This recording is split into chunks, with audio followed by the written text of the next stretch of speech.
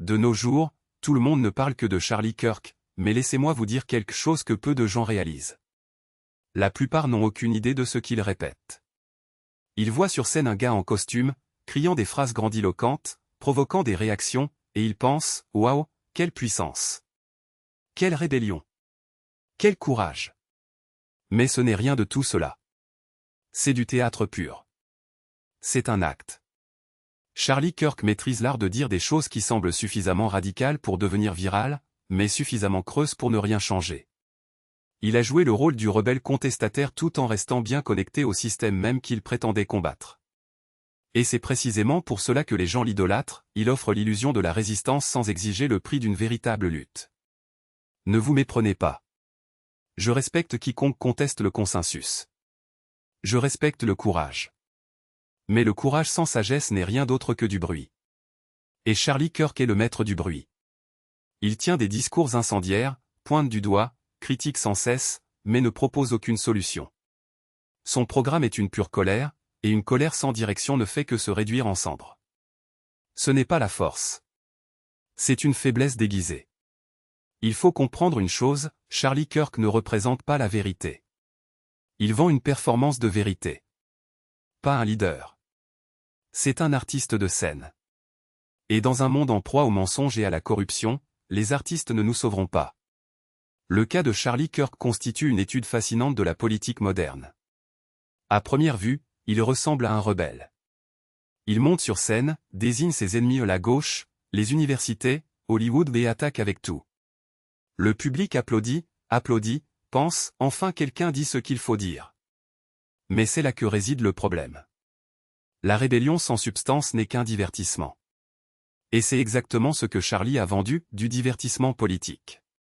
Il est facile de dénoncer la corruption de l'autre côté.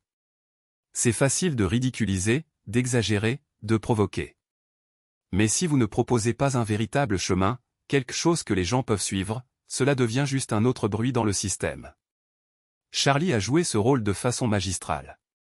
C'était le jeune conservateur plein d'énergie, semblant lutter contre le pouvoir. Mais que propose-t-il réellement? Une version légèrement plus bruyante de la même idéologie ratée qui a autrefois ruiné l'Occident. Il a crié à la liberté, mais n'a jamais défini ce que cela signifiait. Il criait sur les valeurs, mais ces valeurs n'étaient que des slogans. Il criait à sauver l'avenir, mais il n'avait aucune structure, aucune base, aucun objectif majeur pour soutenir ses idées. Et c'est là que les gens comme lui deviennent dangereux. Parce que le public ou surtout les jeunes l'écoutent, est d'accord, applaudit et pense qu'il est radical. Il pense résister au système en répétant les répliques de Charlie Kirk. Mais ça ne résiste à rien. Elle reste prisonnière de la même matrice, de la même fragilité, du même vide de sens. Vous voulez connaître la vérité sur la rébellion? La rébellion sans discipline est le chaos. Une rébellion sans but est une autodestruction. Si vous voulez vraiment vous attaquer au système, vous devez vous développer. Il lui faut un code, une structure, une base solide. Et Charlie n'offre rien de tout cela. Cela n'offre que de la colère. Et la colère crée une dépendance. C'est comme de la malbouffe émotionnelle, ça donne tout de suite un regain d'énergie, on se sent puissant, on crie devant l'écran, on croit se battre. Mais lorsque l'effet s'estompe, il ne reste plus que le vide. C'est pourquoi ces partisans sont accros à l'indignation, mais ne changent jamais leur vie. Parce qu'il n'y a rien de réel derrière cet acte. La plupart ne comprennent pas cela, être extrême ne donne pas raison. N'importe qui peut crier. N'importe qui peut dire des choses choquantes. Cela ne fait pas de vous un leader. Faites-en un showman. Charlie Kirk était un showman habillé en révolutionnaire.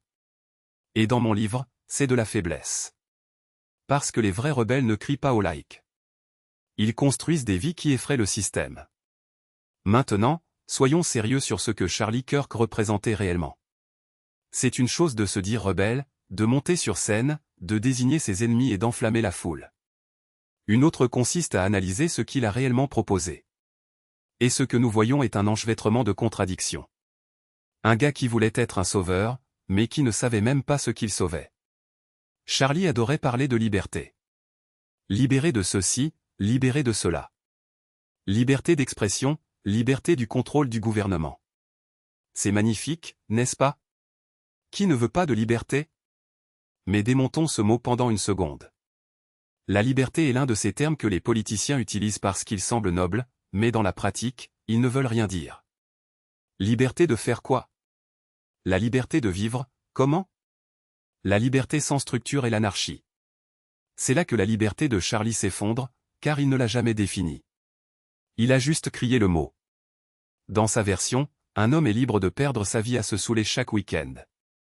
Libre de devenir accro à la pornographie, de détruire votre santé, de manger des cochonneries, de gaspiller de l'énergie en cherchant une validation.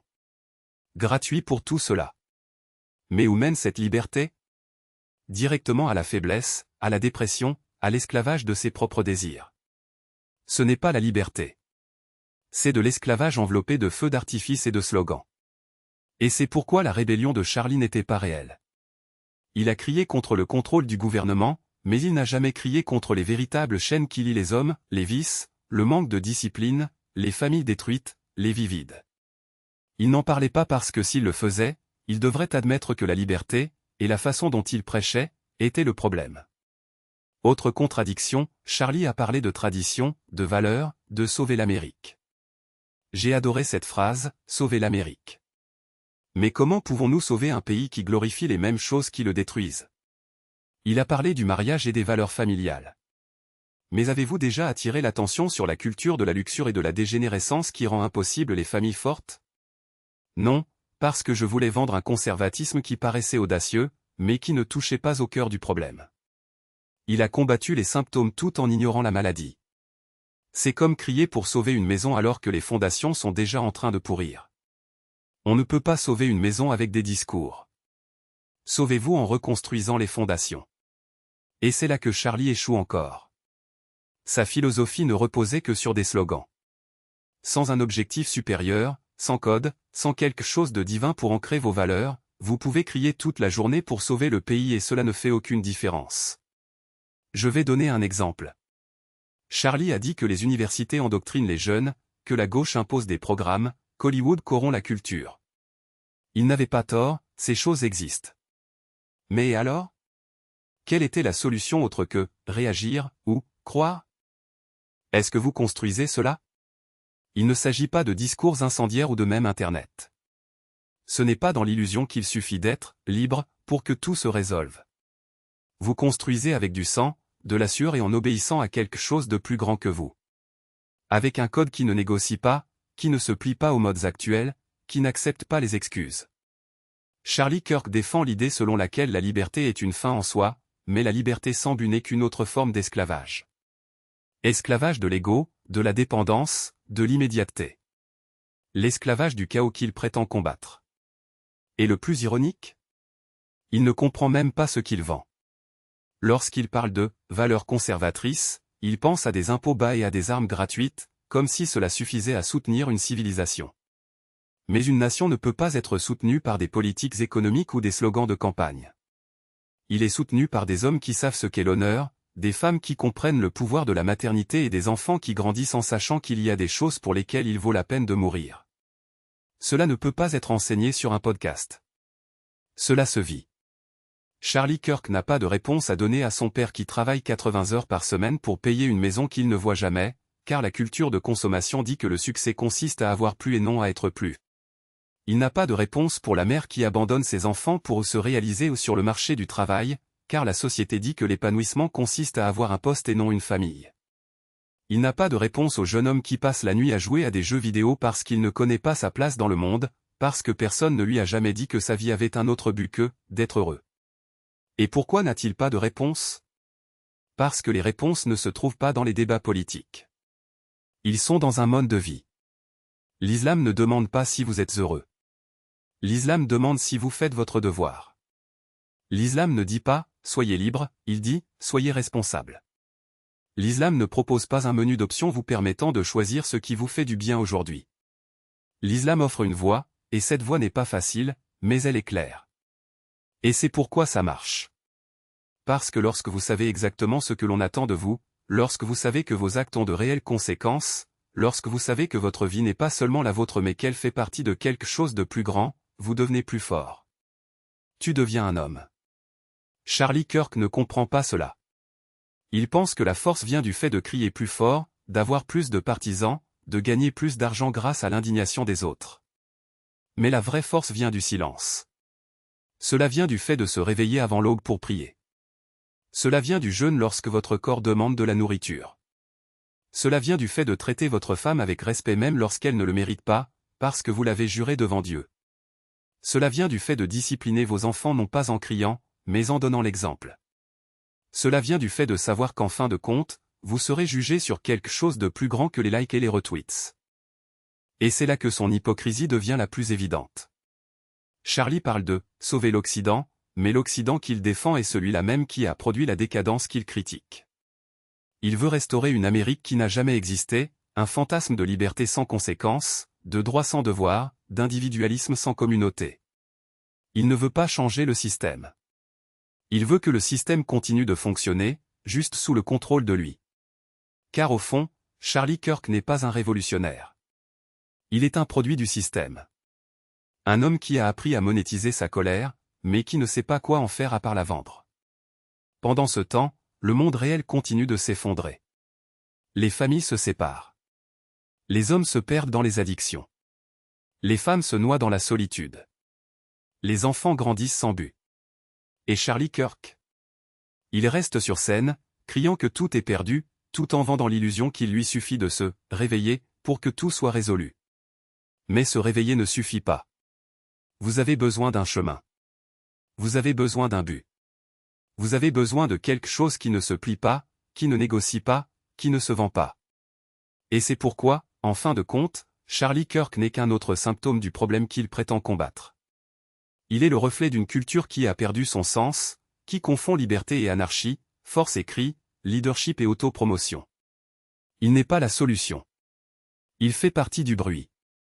Et si vous voulez plus que du bruit, si vous voulez quelque chose qui dure, quelque chose qui transforme, quelque chose qui construit un véritable héritage, alors vous devez chercher ailleurs.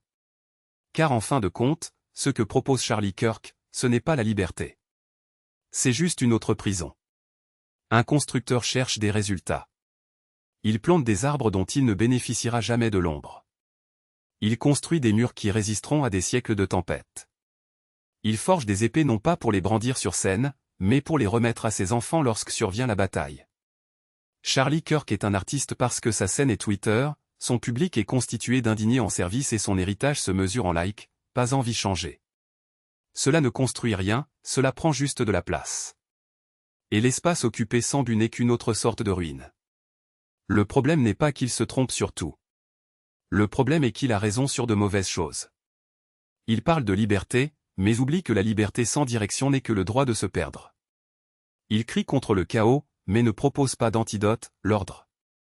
Il dénonce la décadence, mais n'enseigne pas comment l'éviter. Et pendant qu'il gaspille son énergie à s'attaquer aux symptômes, les vrais bâtisseurs travaillent en silence, ils élèvent leurs enfants, préservent les traditions, accumulent des richesses qui ne se mesurent pas en dollars mais en stabilité. Ils n'ont pas le temps de se livrer à des débats stériles car ils sont trop occupés à construire l'avenir. Voyez la différence entre un homme qui suit Charlie Kirk et un homme qui suit des principes. Le premier se réveille le matin et court vérifier les dernières nouvelles, les derniers scandales, les dernières provocations. Il vit de réactions, d'adrénaline, d'indignation. Votre énergie est dépensée dans des combats que vous n'avez pas choisis, dans des batailles que vous ne pouvez pas gagner, dans des guerres qui ne changent rien. Le second se réveille avant le soleil, dit ses prières, lit les classiques, entraîne son corps, enseigne à ses enfants, travaille avec discipline. Il ne réagit pas, il agit. Il ne se laisse pas emporter par le bruit car il sait que le bruit n'est que le bruit du vide comblé par rien. Et voici la cruelle ironie, Charlie Kirk croit qu'il combat le système, mais il est le système. Il est le produit parfait d'une époque qui confond mouvement et progrès, activité et réussite, bruit et puissance. Il vend l'illusion selon laquelle on peut changer le monde en criant plus fort, alors que la vérité est que le monde ne change que lorsque quelqu'un refuse de crier et commence à construire. Il est le symptôme d'une culture qui a perdu la capacité de distinguer ce qui est important de ce qui est simplement urgent. Mais il existe une issue. Et elle n'aime pas plus de discours, plus de controverses, plus de théories du complot. Il s'agit de rentrer à la maison. Fermer les onglets du navigateur. Éteindre les nouvelles. En regardant votre femme dans les yeux et en lui disant « Nous n'allons pas être comme eux. Nous allons être meilleurs. Il s'agit d'apprendre à votre enfant à manier un marteau avant de lui offrir un téléphone portable. Cela montre à votre fille que la vraie force n'est pas d'être vue, mais d'être inébranlable. C'est comprendre que la politique est un jeu d'ombre, mais que la famille est la réalité. Le grand mensonge de Charlie Kirk est que la bataille est là-bas. Ce n'est pas. La bataille est ici, dans votre salon, à la table de votre salle à manger, dans la chambre de vos enfants. C'est dans la discipline que l'on s'impose avant de l'exiger des autres. C'est dans la fidélité qu'on cultive avant d'exiger la fidélité. C'est dans l'exemple que vous donnez avant d'exiger l'obéissance. Car en fin de compte, les nations ne sont pas sauvées par les politiciens. Ils sont sauvés par les parents. Par les mères. Pour les familles qui décident, jour après jour, qu'elles ne seront plus une statistique, un autre cas de divorce, un autre foyer brisé. Et si vous voulez connaître le secret de ceux qui gagnent, c'est celui-ci, ils ne perdent pas de temps sur des choses qu'ils ne peuvent pas contrôler. Ils contrôlent ce qu'ils peuvent eux-mêmes, leur maison, leur esprit et laissent le reste faire le travail. Ils ne s'attendent pas à ce que le gouvernement résolve leurs problèmes parce qu'ils savent que c'est le gouvernement qui est le problème. Ils ne s'attendent pas à ce que la société change parce qu'ils savent quel est le reflet de ce qu'ils permettent dans leur propre vie.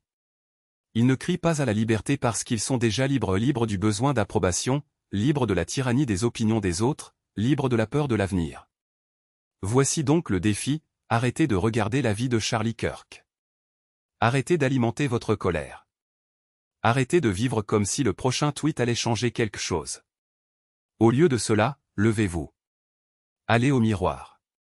Regardez-vous et demandez-vous, qu'est-ce que je construis?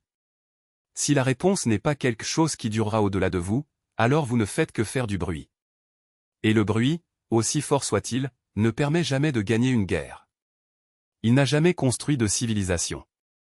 Je n'ai jamais sauvé une âme. Le choix vous appartient. Vous pouvez continuer à être un autre spectateur, un autre indigné, un autre consommateur de polémiques.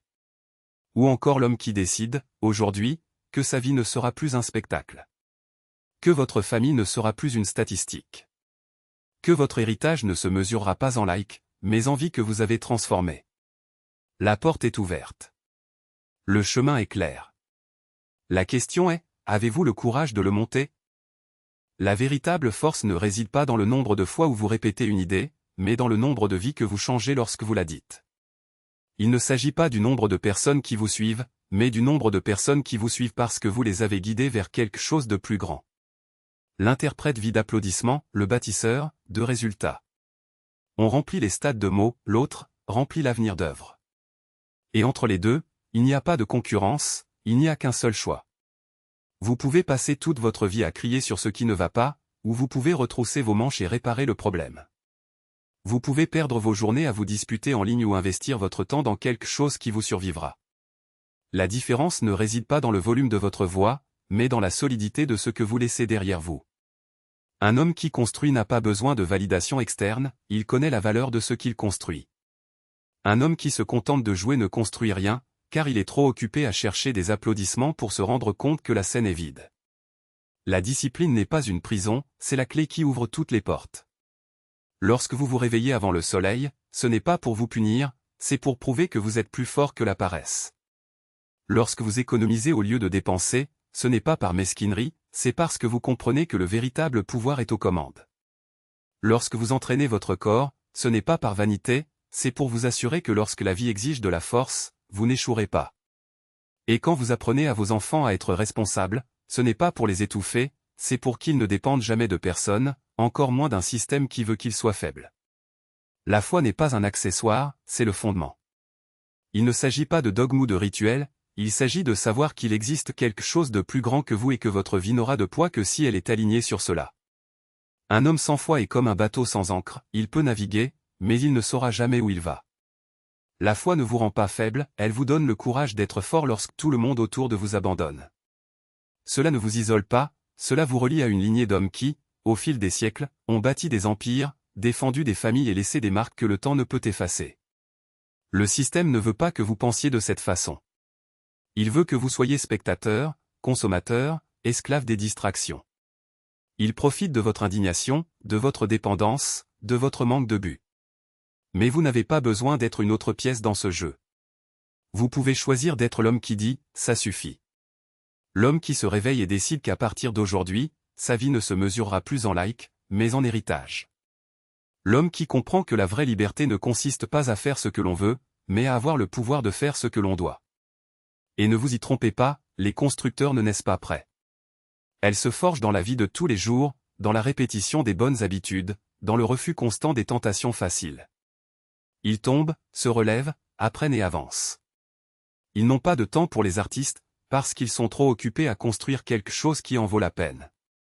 Ils ne recherchent pas l'approbation, car ils savent que la seule opinion qui compte est celle de l'histoire et l'histoire ne pardonne pas aux faibles. Alors, quel sera votre choix? Continuer à être un de plus dans la foule, un de plus qui crie sans agir, un de plus qui consomme sans produire? Ou devenir l'homme qui décide, aujourd'hui, que sa vie aura un sens? Le chemin est devant vous. Ce n'est pas facile, mais c'est simple, se discipliner, construire, laisser un héritage. Parce qu'à la fin, quand les lumières s'éteindront et que le bruit cessera, il ne restera plus que ce que vous avez construit. Et ça, mon ami, c'est la seule chose qui compte vraiment.